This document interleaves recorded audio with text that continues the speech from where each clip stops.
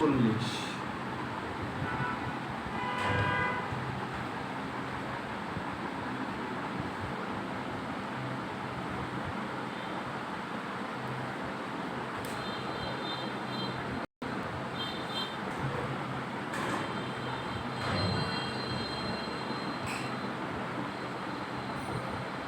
তাহলে কত আছে এখানে 32, এখানে কত আছে 16, 4, 8, 16।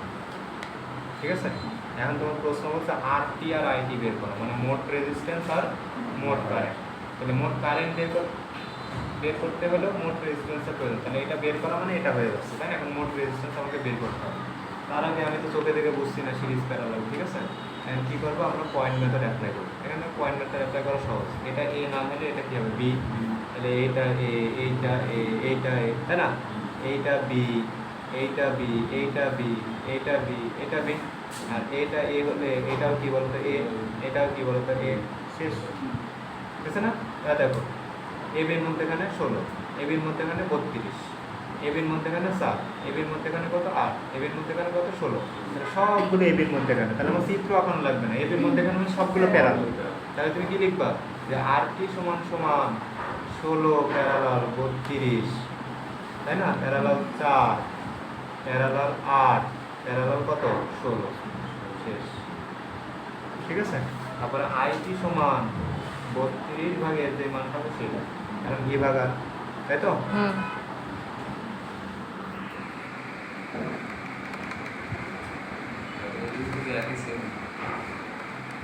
এটা এই যে এটা ওপেন, তার এটা করাচ্ছি, সমস্যা।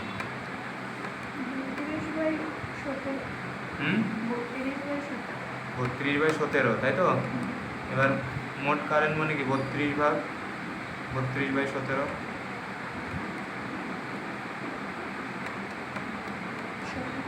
কত 17, এই যে 17, ঠিক আছে? তাহলে এই যে আমাদের বুঝেছি আমরা নাকি?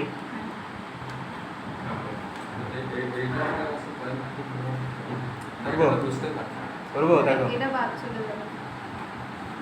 এখানে বলছে প্রত্যেক রেজিস্ট্যান্সের আরআরএতে কি বের করো, ভোল্টেজ নির্ণয় করো, বুঝছো? এটা মনে সেদিন করাইছিলাম তোমরা। তাই এটা কি করবো দেখো, খেয়াল করো, এ আর বির মধ্যেখানে 60 ভোল্ট, তাহলে এটা এ আর এটা বি, তাহলে এর মধ্যেখানে কত আছে 60, 60 হয়েছে। এবার তারপরে কি করবো, আচ্ছা মোট রেজিস্ট্যান্স বের করো, এটা একটা প্যারালাল, বুঝছো?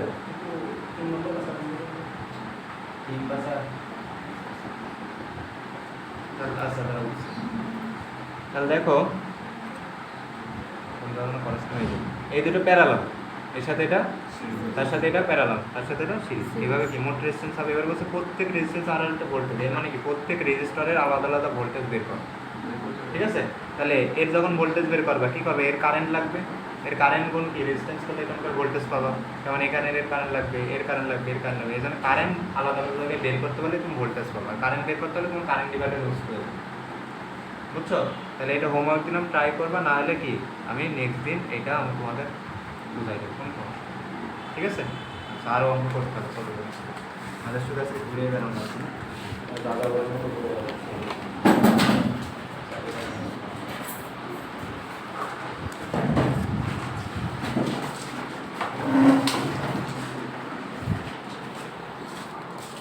এই জনে কোথায়, এখানে করাচ্ছে নাকি? তাহলে এখানে লাগানো তো,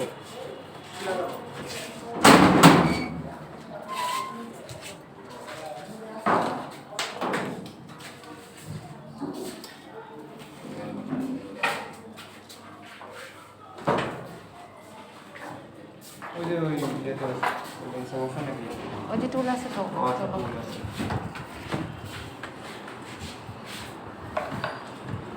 এখন পরিষ্কার করা শুনে আসো।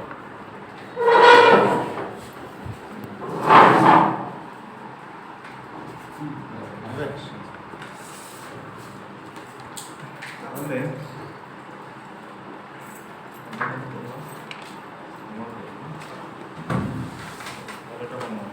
এবার আসো, এই অঙ্ক দেখি পারি কিনা 45।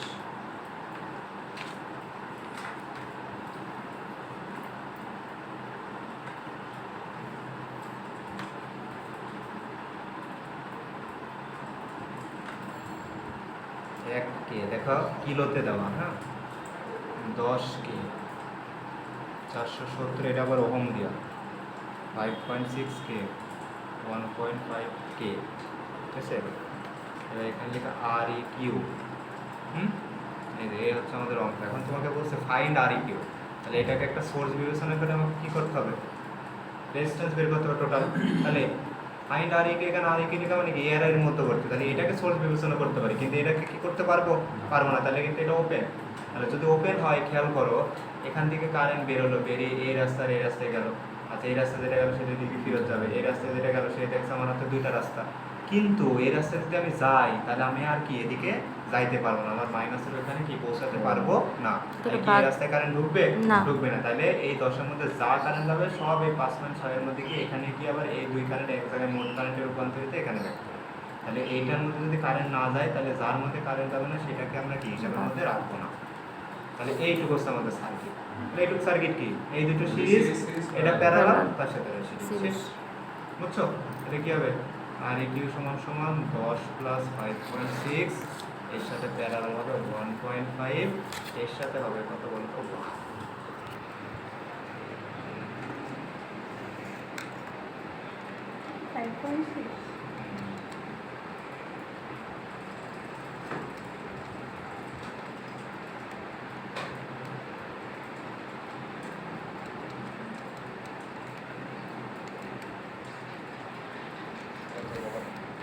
আমার হচ্ছে 45/19 আর 2.36।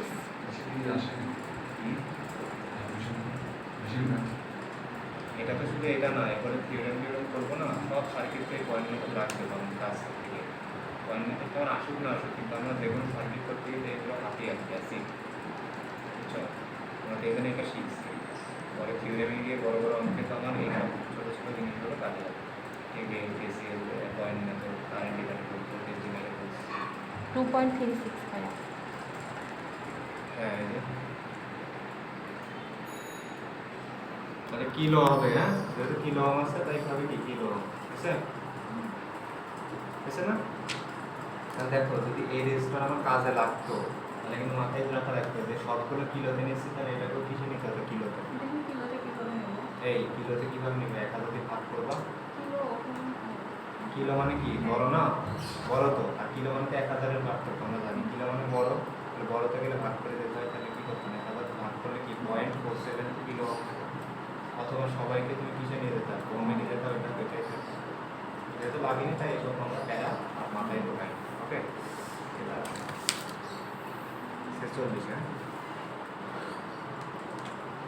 মজা লাগছে অঙ্কগুলো শিখে নাকি, ভালো লাগছে না? এখন তো পারবা এগুলো প্র্যাকটিস করলে আমি পুরো খারাপ।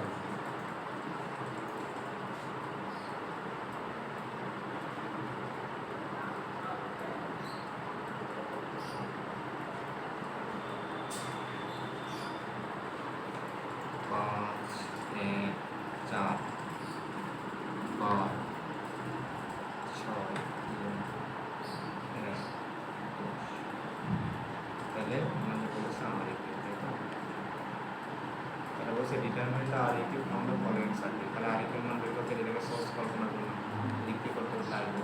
এখন এটা তো আমি চোখে দেখে বুঝতে পারছি এটা সিরিজ না, আচ্ছা তার সাথে এটা কি হবে, প্যারালাল হবে নাকি বলুন? প্যারালাল হবে, তাহলে এটা সিরিজ, তার সাথে এটা কি হবে, প্যারালাল। তাহলে 5 আর 6, 6 7 4 প্যারালাল করলে একটা এই পর্যন্ত গিয়ে সার্কিট থাকবে আমার নাকি। তাহলে আমরা একটু যদি ছোট করে নিই তাহলে কি হবে, করো 6 আর 4 প্যারালাল করো, কত হয়ে যাবে,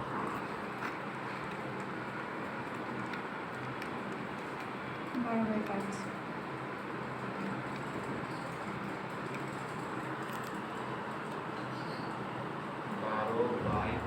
দেখো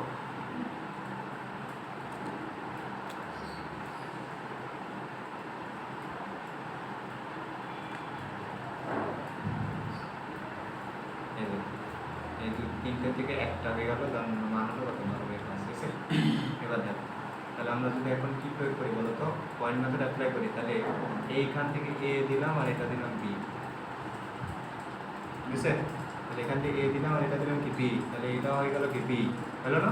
এবার দেখো তো এখানে কি আমার একই রাস্তা না, কোনো এরকম এরকম ওভারল্যাপিং করা আছে, তার মানে কি এটা একই রাস্তা, তাহলে এটা বি হলে এইটাও বি, এইটাও কি হবে বি, বুঝছে?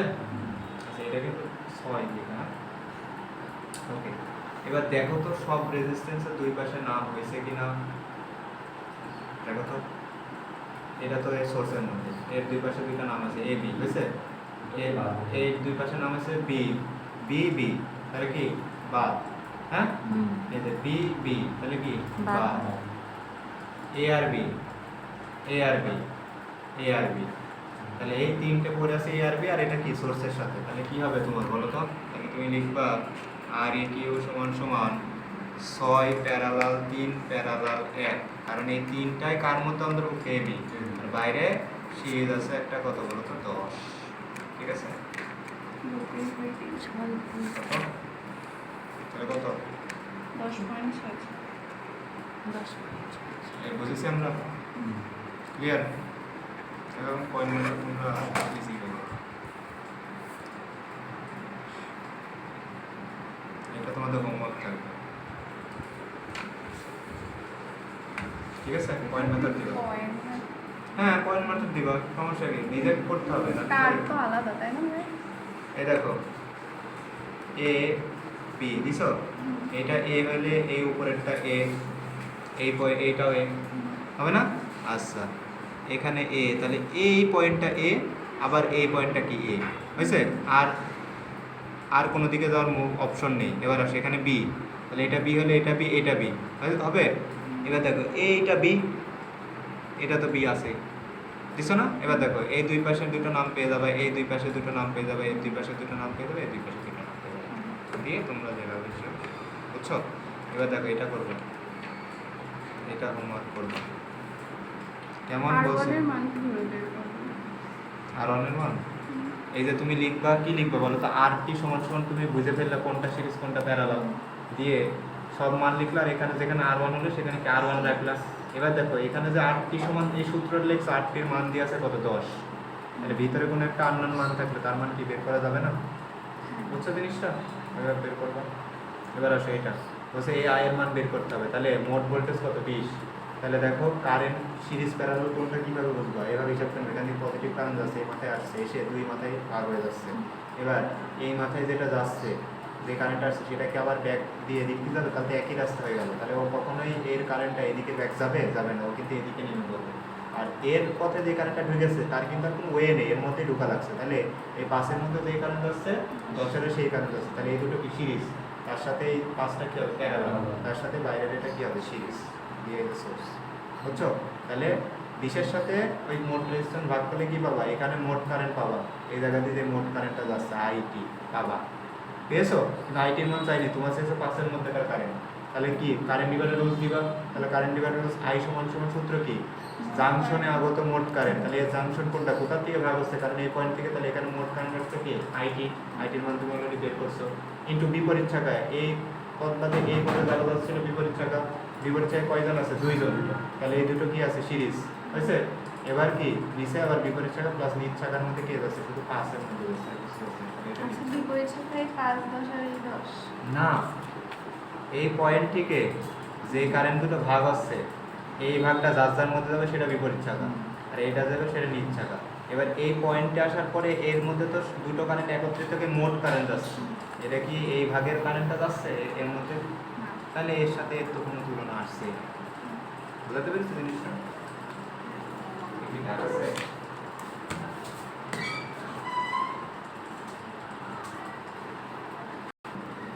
দেখো এইখানে নাম দিবা এ, আর এখানে নাম দিবা কি বি, ওরা যত এ বি নাম দিবে, তুমি যখন পয়েন্ট মেথড অ্যাপ্লাই করবা, এটা তো কি আমাদের সোর্স, তাহলে সোর্সের মধ্যে 5ও ঢুকাই নেবে, এদিকে কি 15 ঢুকাই নেবে, তাহলে এটা এ আর এটা বি দিলা, হ্যাঁ? তাহলে এটা এ, এ নাম হলো সি, তাহলে এইটা সি, এইটা সি, এইটা সি, আর এখানে অলরেডি বি আছে, তাহলে এই পয়েন্টটা বাদ করছে, এর নাম দিবা কি ডি, দিছো ডি। তাহলে এ আর ডি এর মধ্যে একটা রেজিস্টার সেল হচ্ছে, তাহলে তুমি কি আঁকাবা? ব্রিজ সার্কিট, তাহলে দেখবা যে এটার ইয়ে পর্যন্ত যদি দেওয়া লাগে দিবা, ওই যে এর ভিতরে এ আর ডি এর ভিতরে রেজিস্ট্যান্স চলে আসছে, ই আর ডির মধ্যে না, তাহলে তো ব্রিজ সার্কিট আঁকানো, এবারে ওইটা আঁকানোর পরে যদি সি আর ডির মধ্যে কি থাকে রেজিস্টার পাও, তখন স্টার ডেল্টা দিবা, এই যে তুমি আঁকাইলা এই যে আঁকাইলে ঠিক আছে, এ আর ডি এই জন্য ব্রিজ সার্কিট আঁকানো। এবার তারপরে আঁকানোর পর যদি দেখো সি আর ডির মধ্যে কি রেজিস্টার চলে আসে, তখন তুমি কি করবা, রেজিস্টার দিবা। কিন্তু অনেক আছে যে এ আর ডির মধ্যে দিছো কিন্তু সি আর ডির মধ্যে পড়িনি, যেমন এই যে অঙ্ক এ আর সি আর ডি দিছো ব্রিজ সার্কিট আঁকাইছে কিন্তু সি আর ডির মধ্যে কোনো রেজিস্টার আসেনি, তখন আর আমার কি স্টার প্রয়োগ করা লাগে। বুঝতে পেরেছো নাকি?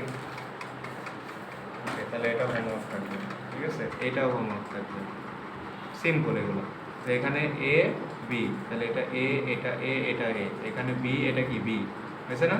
এবার এখানে একটা নাম দিয়ে সি, শেষ সিরিজ করা এ বি সি, ডি পর্যন্ত আশায় লাগেনি, এটাও তোমরা পড়াবো, ঠিক আছে? আচ্ছা,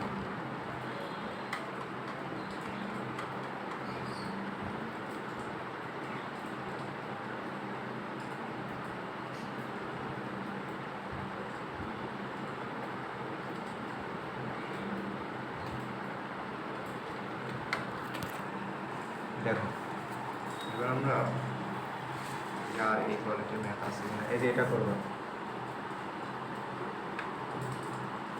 এই ম্যাথটা কত সহজ। দেখো ইকুইভ্যালেন্ট সার্কিট বের করতে হবে, এটা এ পয়েন্ট ধরলো, এটা বি, এটা সোর্স, বুঝেছো? এটা এ, এটা এ, এটা এ, এটা এ, এটা এ, তার মানে যে কারেন্ট এর মধ্যে এগুলোর মধ্যে ঢুকবেই না, কারণ আমার এই চারিপাশে একটা কি রাস্তা আছে, শর্ট রাস্তা আছে। তাহলে শর্ট রাস্তাতে কারেন্ট কি এই বাধার মধ্যে ঢুকতে যাবে? তাহলে এইখানকার রেজিস্ট্যান্স কত হবে? বুঝতে কি পেরেছো? কারেন্ট কি এই শর্ট রাস্তা, সুন্দর শর্ট রাস্তা, সেই ঝামেলার রাস্তা কখনোই ঢুকবে না। বুঝা গেছে জিনিসটা? তাহলে কি হবে বলো তো, এখানে কোনো রেজিস্টারই কাজ করবে না, তাহলে আর এর মান কত হবে? 0। বুঝছো? আচ্ছা, এটা বের করবো। এই সেম নিয়মের অঙ্ক একটা করেছি। ও না, এটা তো করলাম, এটা করাই দিছি। হ্যাঁ, এখান থেকে ধরছে না কোনটা? এটা। হ্যাঁ, এই যে এ এ এ এ এ এ আর এই এখান পাশে থেকে এখানে রেজিস্টার চলে আসছে যে, তাহলে চলে এটা আসলেও এখানে- অল্টারনেটিভ তো রাস্তা আছে, হুম, বুঝলেন এই জিনিসটা? অল্টারনেটিভ রাস্তা আছে না ওতে? হুম। তাহলে অল্টারনেটিভ রাস্তা যদি থাকে তাহলে তো এটা তুমি চোখে দেখে বুঝতে পারবে, মানে তোমার কি পয়েন্ট মেথড অ্যাপ্লাই করবে, চোখে দেখে বুঝবে কি আমার এই বাইরের দিয়ে রাস্তা আছে, ভিতরে ঢুকবেই না, আমার বাইরে দিয়ে গিয়ে দিক চলে যাবে, একবারে শেষ। বুঝছো? এবার আসো, এটা করবা হোমওয়ার্ক। এটা কিসের অঙ্ক বলো তো? রেজিস্ট্যান্স উল্টো, কন্ডাক্টেন্স, সিমন্স করাইছি না? করছি না? তাহলে আমরা জানি রেজিস্ট্যান্সের উল্টো কি, এই মানটা। মানে সিরিজ থাকলে কিন্তু এখন বলছে জি করে মানে বের করো তুমি, মানে কন্ডাক্টেন্স জি এর মানকে যেদিকে কন্ডাক্টেন্স প্রকাশ করে জি এর মান বের করতে আমি করাই দিচ্ছি। তাহলে জি এর মান যদি বের করতে হয় তাহলে আমরা জানি এই বেসিকটা জানি কেমন, যে আর সমান সমান 1/g। আর হচ্ছে রেজিস্ট্যান্স, আরটা কি রেজিস্ট্যান্স, আর জিটা